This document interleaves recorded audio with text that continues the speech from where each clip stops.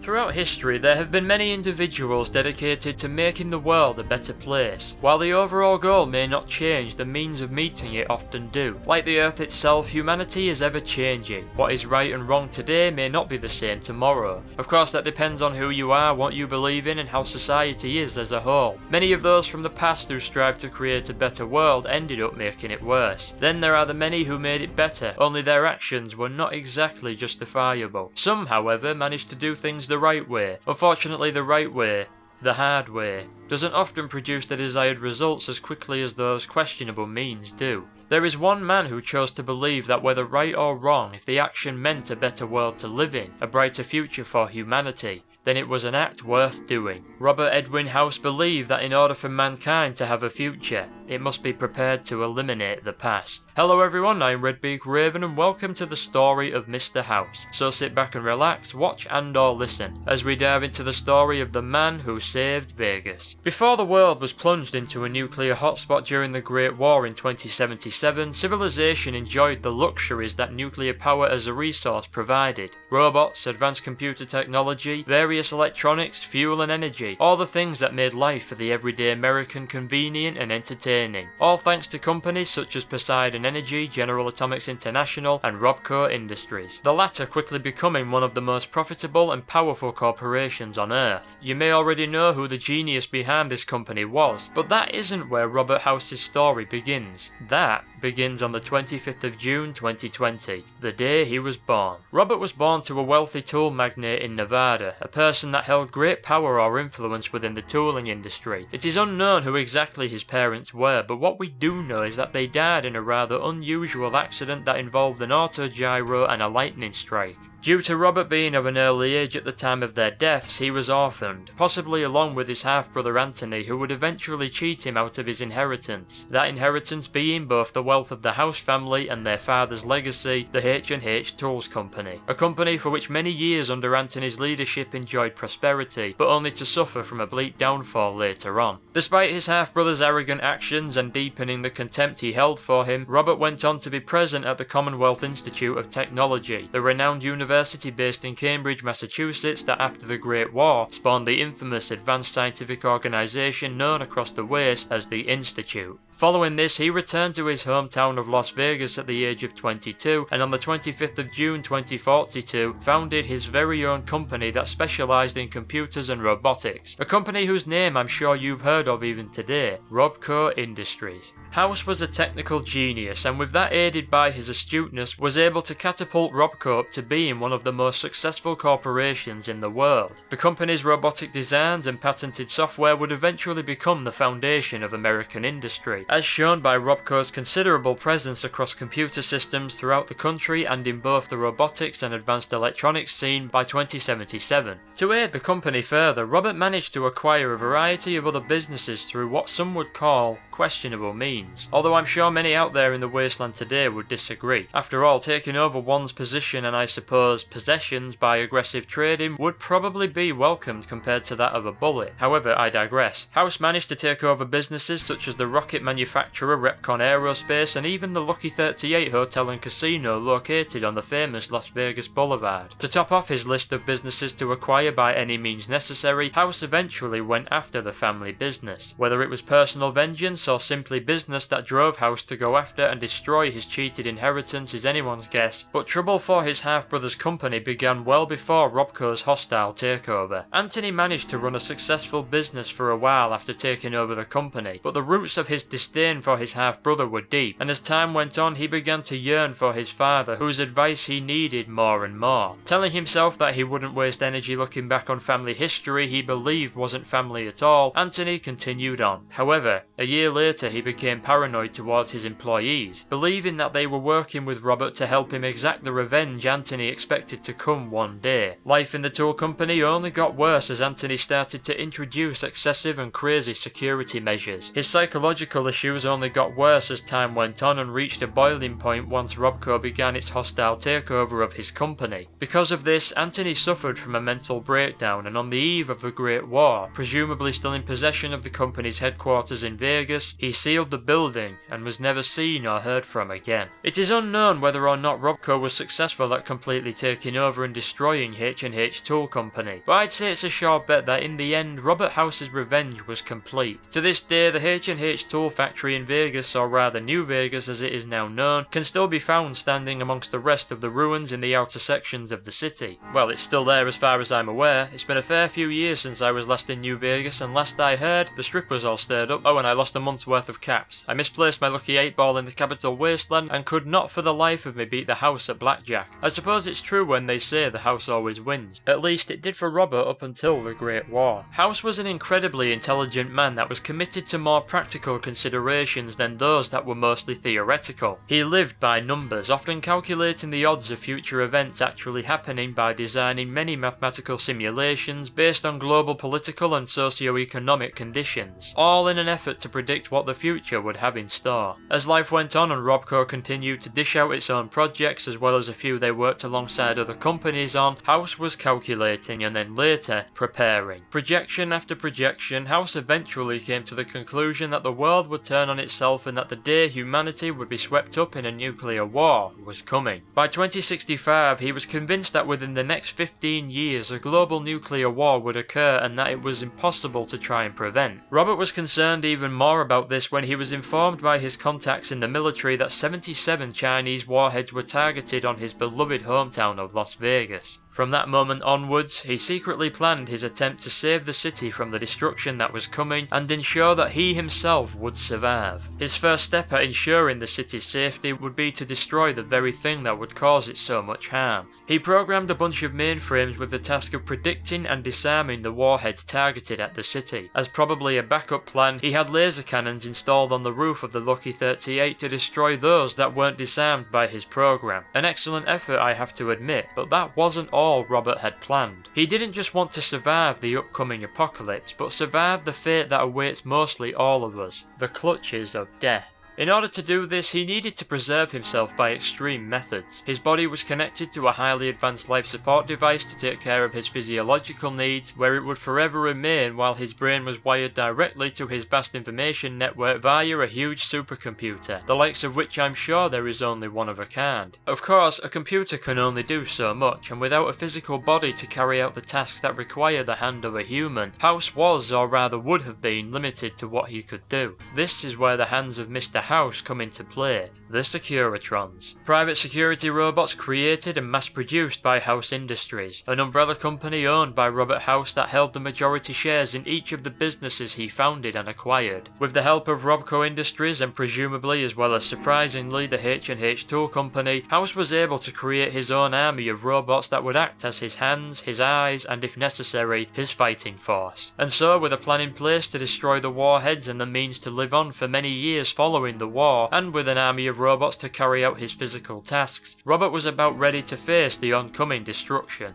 However, there was one piece of the grand plan left. A fundamental element of his plan was yet to find itself in his hands, a little thing called the Platinum Chip. On the 22nd of October 2077, House had ordered for the chip to be printed and sent to the Lucky 38 the following day. What made this small piece of precious metal important was that on the outside it may have been just a valuable casino chip, but on the inside it was an advanced data storage device that also acted as an access card for facilities controlled by the Lucky 38's computers. The chip contained a huge operating system upgrade for both Robert House's Securitrons and the Lucky 38's laser defense grid, upgrades that were vital in ensuring that his system would perform without issue on the day the bombs would fall. Unfortunately, House was 20 hours late, as on the following day, the 23rd of October 2077, the Great War had come.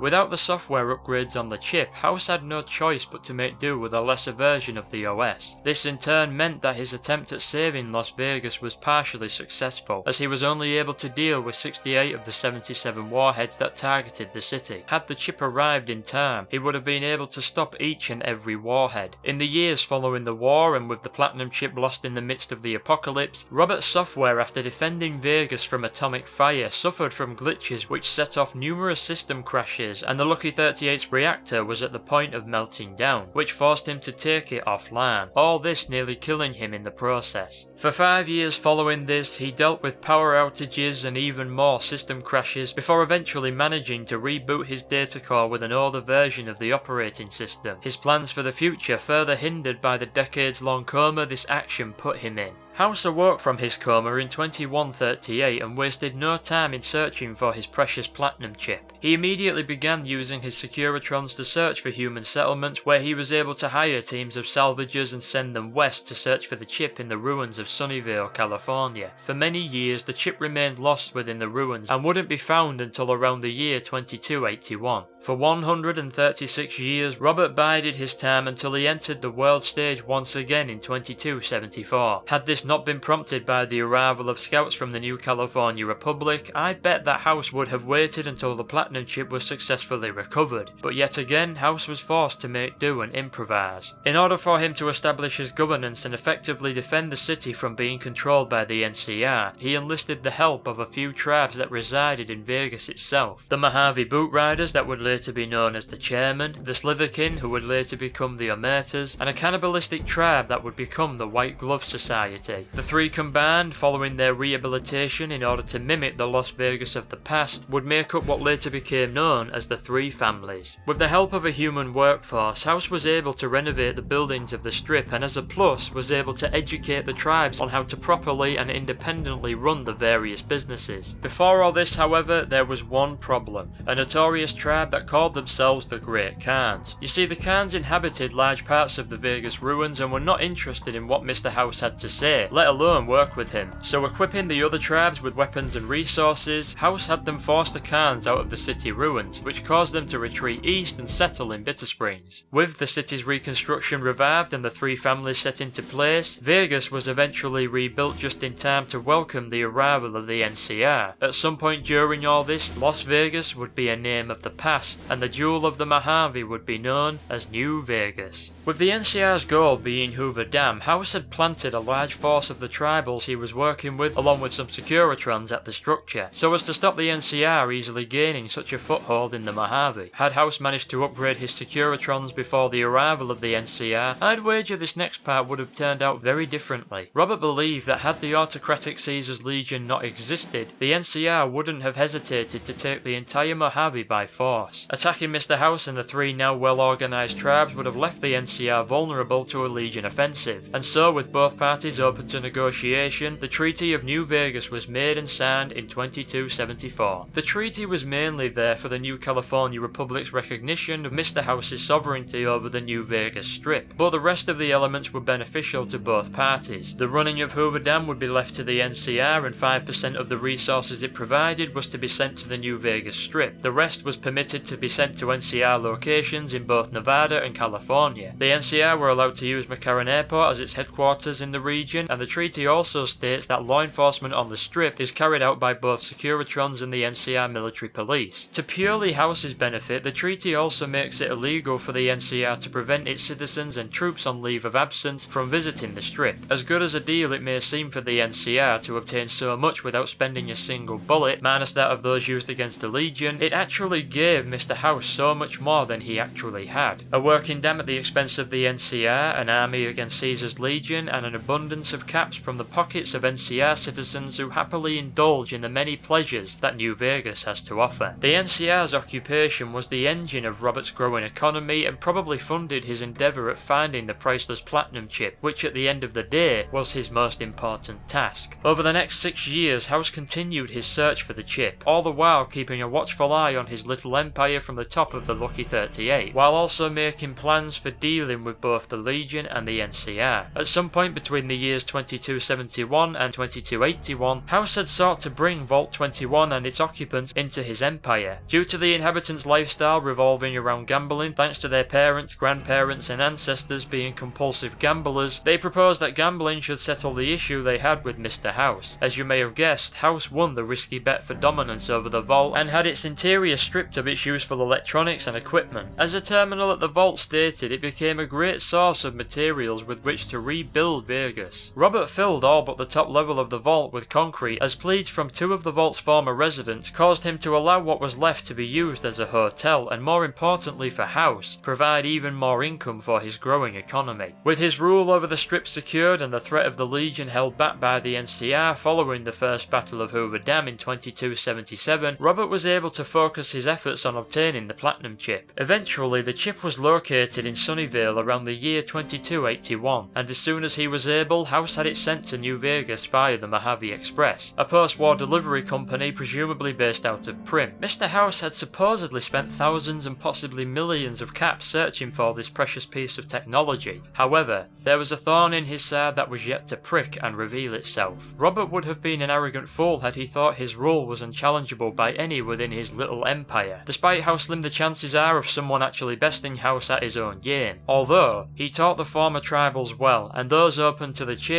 learned quickly. What he saw as successful recruitment and rehabilitation had the potential to change into the successful creation of one's own enemy. The leader of the chairman, formerly known as the Mojave Boot Riders, was an intelligent individual that House must have seen great potential in, as he was planning to make him his protege. All that went out of the window, however, when Benny made it clear that his plans for the future involved him removing House from the picture and taking the throne of New Vegas for himself. In order for Benny to even have a chance at taking on House, he needed information about him and his plans. At some point, he managed to take down one of Robert's Securitrons and allowed a member of the Followers of the Apocalypse to examine the robot in exchange for reprogramming it. Through this, Benny learnt of something that Mr. House had buried beneath Fortification Hill, which was now the base of Caesar's Legion on the eastern bank of the Colorado River. He also learnt about the platinum chip and the 7 couriers hired to deliver it, 6 of them being decoys. And so with this knowledge, Benny began hatching a plot to steal the platinum chip that was en route to Vegas. On the night of the 11th of October 2281, just north of Goodsprings, Benny, along with some members of the Great Khans he had hired to aid him, managed to ambush the courier who was carrying the precious chip. After dragging the courier to a nearby cemetery, the Khans dug an unmarked grave for them, and after an apology for having a run of bad luck, Benny shot the courier in the head. However,